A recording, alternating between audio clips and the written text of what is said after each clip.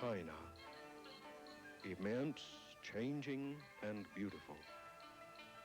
From deep within the heart of this ancient and restless land, there has emerged a gentle, unpretentious woman whose life has been filled with the stuff martyrs are made of.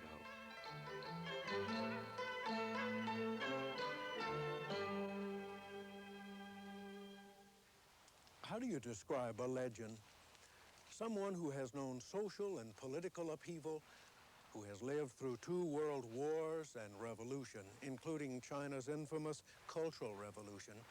Someone who has known loneliness, heartache, and suffering, and was the subject of one of the most controversial moments in modern church history, when she became the first woman to be ordained a priest in the Anglican Church. And that was nearly 45 years ago. Well, one way to tell a story like that is to go with her on a journey back to her homeland. And so on the eve of her 80th birthday, Lee Tim Oy, her sister Rita and I, and a single cameraman left Toronto, Canada, where she now resides, and traveled over 15,000 miles, much of it over China's most difficult terrain. Our journey led us ultimately to a village near the Vietnamese border. It was there at Hepu that so much of her remarkable life had been lived. On the return to Hepu, we retraced the steps in the incredible career of Lee Tim Oy and met some of the people who remembered her. Lee Tim Oy, she is a beloved friend and clergy in the church in China. She has certainly contributed a lot to the life and witness of the church in this country. During the Cultural Revolution, we labored on a farm together. She was like a big sister to me. My father, who was an Anglican bishop, used to admire Reverend Lee very much for her dedication and her bravery. She's offer her holy body and her heart to our God. This is our example. It can be said that Tim Oy's journey really began here in Hong Kong in 1931. She told us about an experience that took place in St. John's Cathedral that profoundly affected her life. While she was attending the ordination of an English woman to be a deaconess, the preacher that day had said, "Now here is an English woman offering herself for the Chinese church. Is there a Chinese woman willing to do the same?" These questions came to my mind. I knelt down immediately and I asked God, God, am I the suitable person you sent to serve the Chinese church? And said, I am here. Am I the right person you are happy to send? This call from God went into the bottom of my heart. One day, Tim Oy went back and I was also home. So she told us of her plans. She said, now I have been admitted to the Union Theological College in Canton. I'm going to study theology. And in our family, my father was a very open-minded liberal man, and we had all the freedom to express ourselves. So the family discussed Tim Oy's plan, and I spoke out, and I was opposed to her idea. I said, you want to become a Bible woman? In spite of her sister's opposition, and some others too, Tim Oy enrolled in Union Theological College in Canton, where she became an honor student. It was during those days in the mid-30s that turmoil and suffering came to China. The Japanese declared all-out war. Timoy found herself involved in one of the most dangerous periods of her life.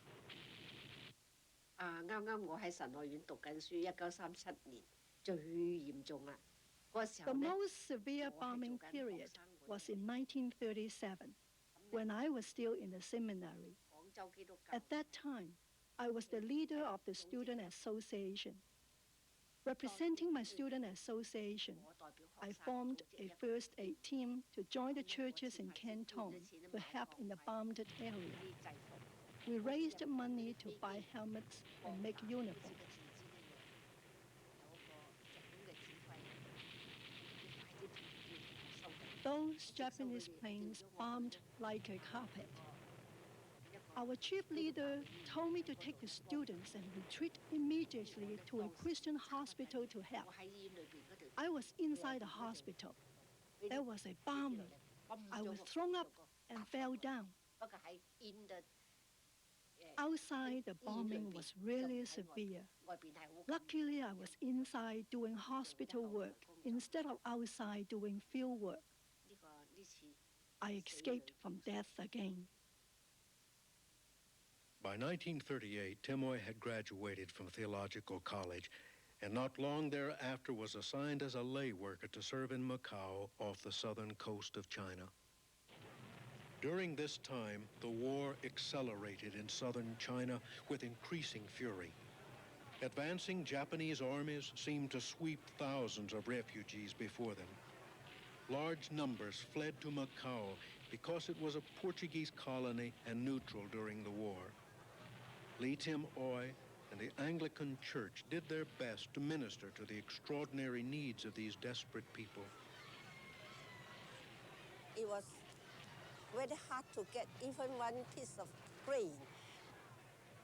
At the time, if you have plenty of money, you are a wealthy man, you couldn't get one piece of rice in the market. The greedy merchants control all the foodstuff.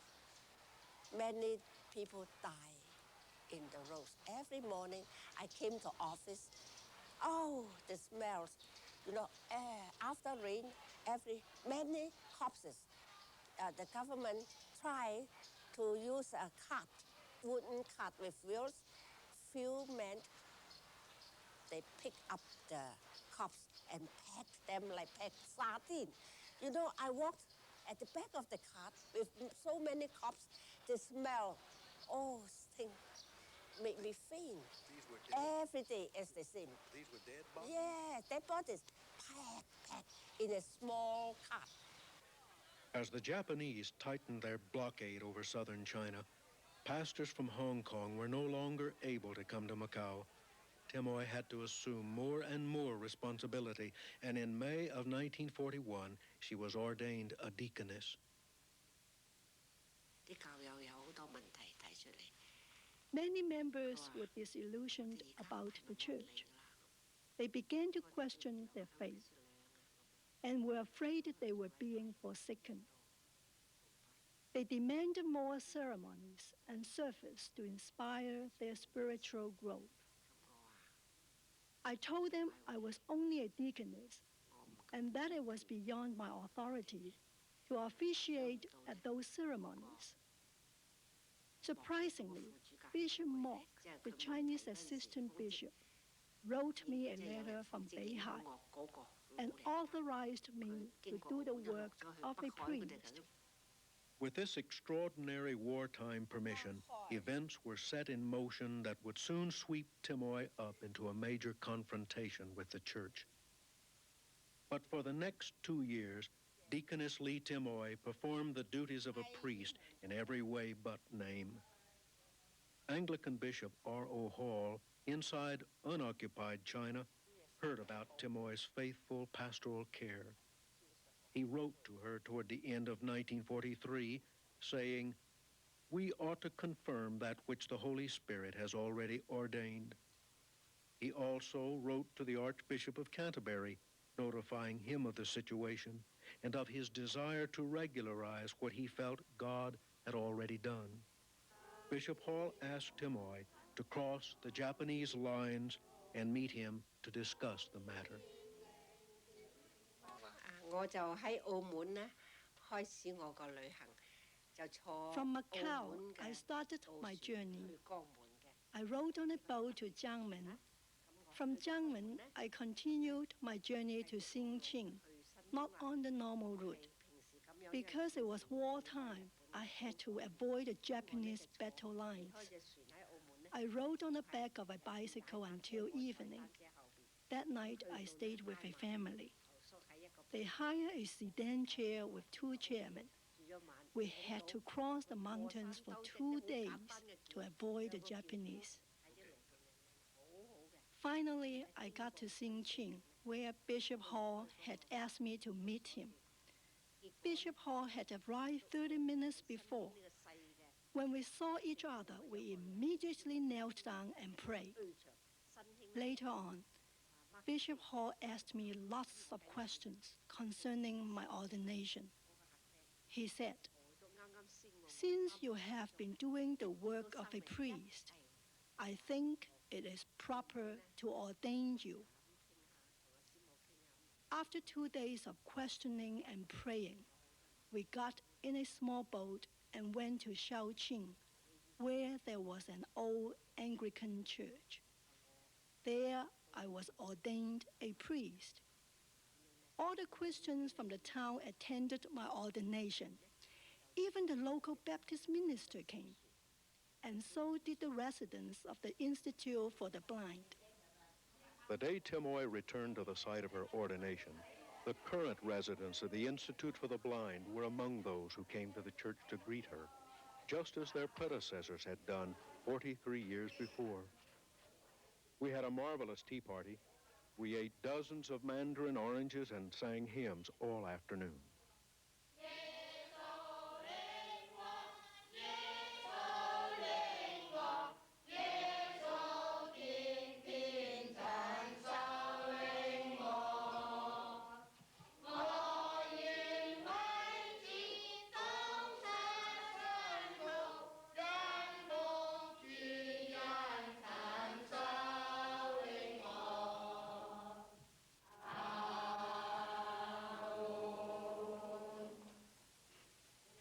In 1944, after her ordination at Zhaoqing, Timoy returned to her work in Macau through the end of the war. It was during those days in Macau that she saw that small Anglican church she had come to help grow into a large congregation that had outgrown the old Morrison Chapel. The old chapel was named after the first Protestant missionary who arrived in Macau in 1807, exactly 100 years before Timoy's birth. After World War II, I began to realize that the Morrison Chapel was not big enough to accommodate all our church activities. In addition, I believed that we should build a new church as a witness to our Lord's blessings. Lee Timoy raised the money from every source she could find to build a new church. Today, St. Mark's Church and its outstanding and well-equipped school remain as a legacy to her life and ministry on the island of Macau. By 1947, most of the refugees had returned to the mainland. Bishop Hall decided Timoy was needed in an important post at Hepu, near Vietnam. By this time, the issue of her ordination had become a major incident in the Anglican Church. Bishop Hall was under considerable pressure to remove her from further priestly function. Timoy volunteered to set aside her priestly office and to continue to serve in the role of a deaconess until the Chinese House of Bishops and the Lambeth Conference could deal with the issue of women in the priesthood. I'm not a person who desires fame. I was willing to give up the title of priesthood, but I would not give up my service to the church. I had decided to serve my God to the end of my life. In spite of the ecclesiastical fireworks that had begun in the worldwide Anglican Church, Timoy was coming to the happiest years of her ministry at St. Barnabas Church, Hepu. In January 1947, Bishop Hall sent me to Hepu in Guangxi province to reopen a forsaken parish. I opened the church again. Sunday services started and many worshippers came. I tried my best to win friends for Jesus Christ. The church, the church turned into this building. Formerly, yes, the church. No, at the time it's English style with spire. Well, you worshipped inside there, didn't Yes, it was a beautiful church. Every Sunday I arranged more than 70 flower pots, in the Asia, in the aisle. in the aisle? Yeah. We have choir, we have organ, everything, just like another churches. In addition to her pastoral duties, Lee Timoy taught in 2 schools and started a maternity home. This is the maternity home, Yeah, maternity home. Yeah. Maternity home. It's same, no, still the same building. Now, this is I live in this house, or I occupy all the rooms. There's 6 big rooms and 2 small rooms for storage. 我舊時住呢度，係啦 myself and a maid。即係禮拜堂門口啦，聖巴拿巴堂。the old Canada's Saint Barnabas Church. Yeah, you can use the Canada. The Chinese words. Which ones are they, Timoy? Sing. Saint Barnabas. Saint Barnabas. The first clear, the last clear. Last is the church. This is Saint Barnabas.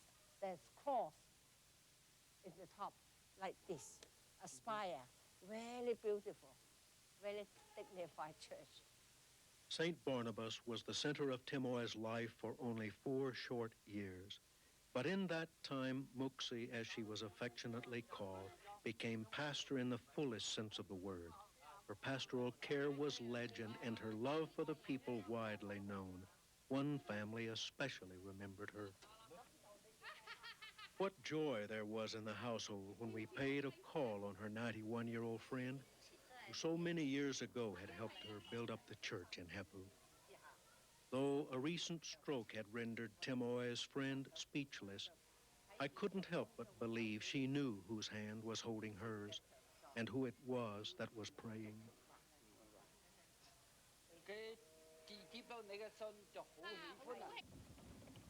Later that day, we were on our way to make a stop at St. Simon's, but no one told me what we would find there. When the van turned into the large compound, we discovered we were in the center of a leper colony.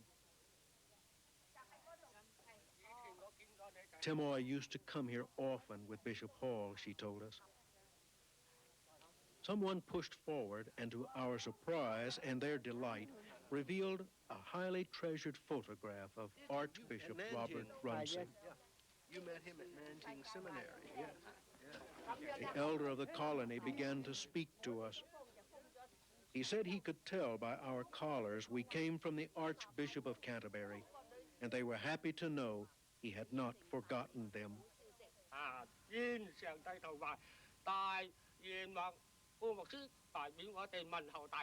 We visited and we prayed together before we took our leave.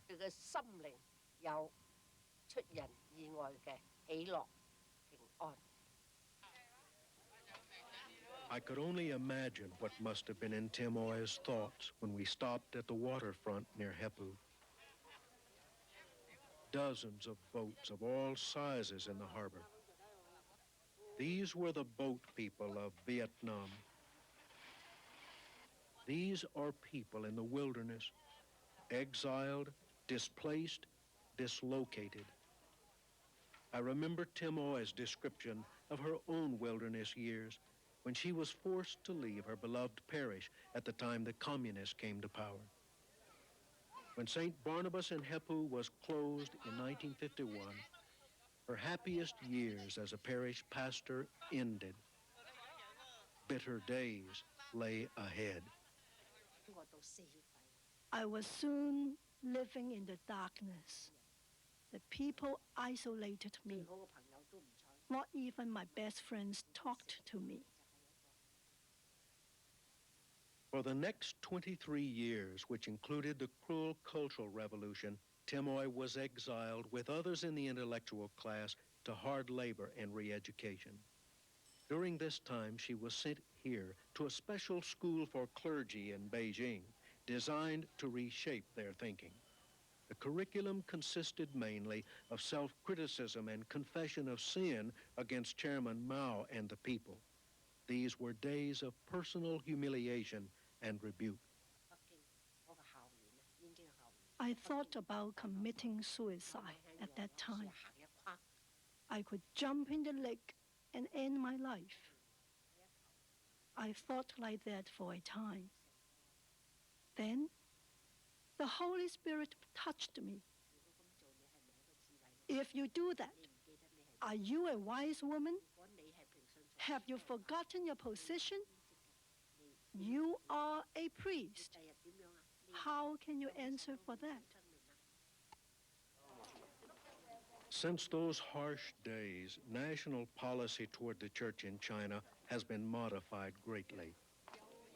We saw evidence of China's new policy, which allows a good deal more freedom for religious expression. Religious diversity is apparent as one travels throughout the country. Many religions are practiced: Buddhism, Islam, Confucianism, Taoism. Christianity is very small and still suffers some from its close identification with the West. Christian missionaries were often persecuted in China because they were thought to be agents of Western governments and colonialism. But China's policy on religion is still not totally open. Government policy prohibits formal religious education for children under the age of 18. I was pleased to see, however, that some religious education still exists. Children can be exposed to a religious atmosphere. When we came upon these children in the church annex, we were told they were rehearsing for a public program.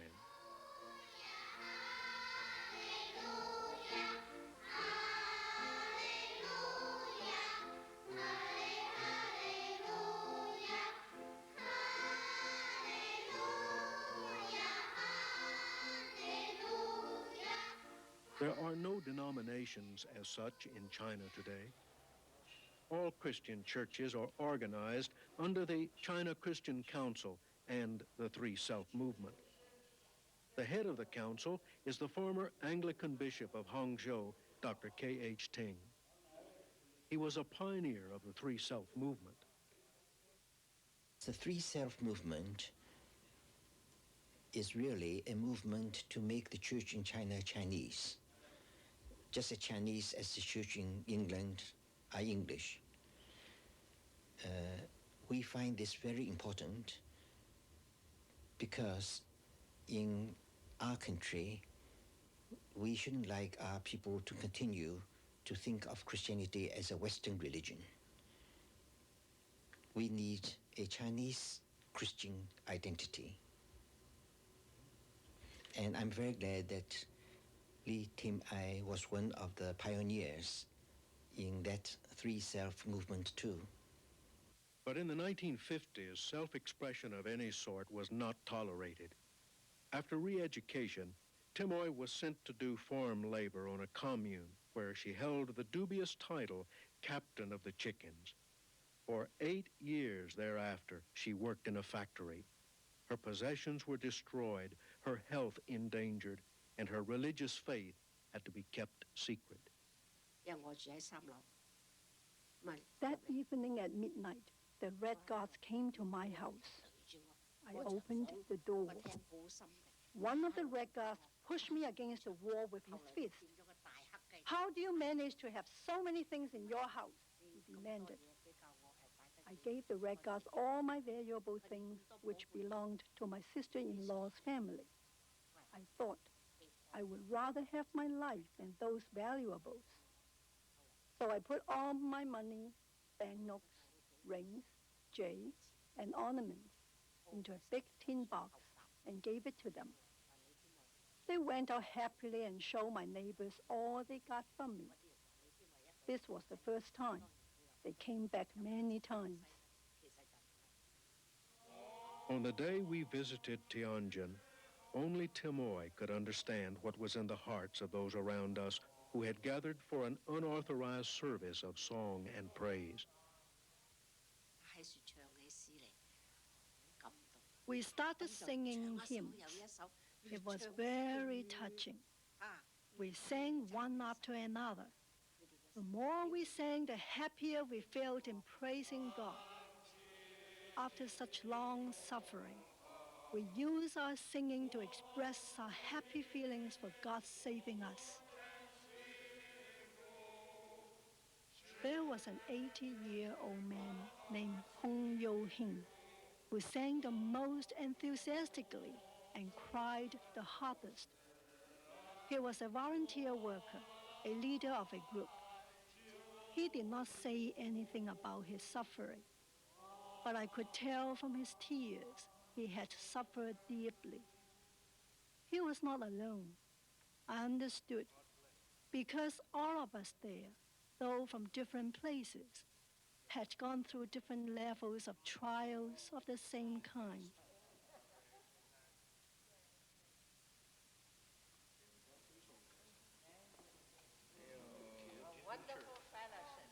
After so much turmoil and suffering, Timoy was instructed to retire.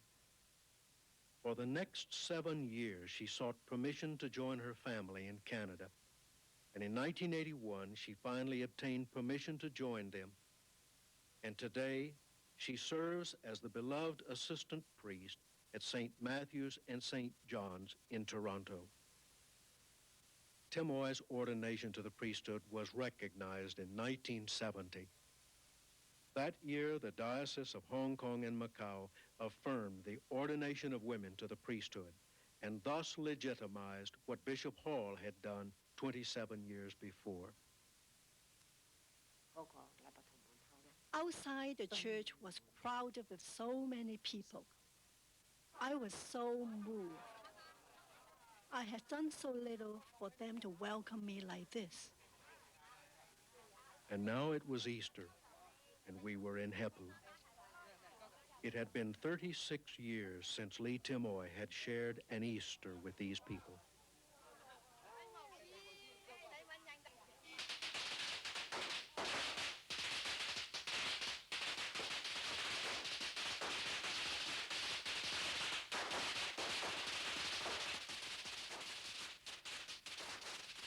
I could not hold back my tears. In these tears, there were so many memories. For the first time, she was consecrating bread and wine where previously she had not been allowed to do so. 又拿起杯來，遞與門徒啊，你哋都拎呢個嚟飲。My major work had been here. I remembered the past and looked at these people. They were so loving toward me. I'm so thankful to God.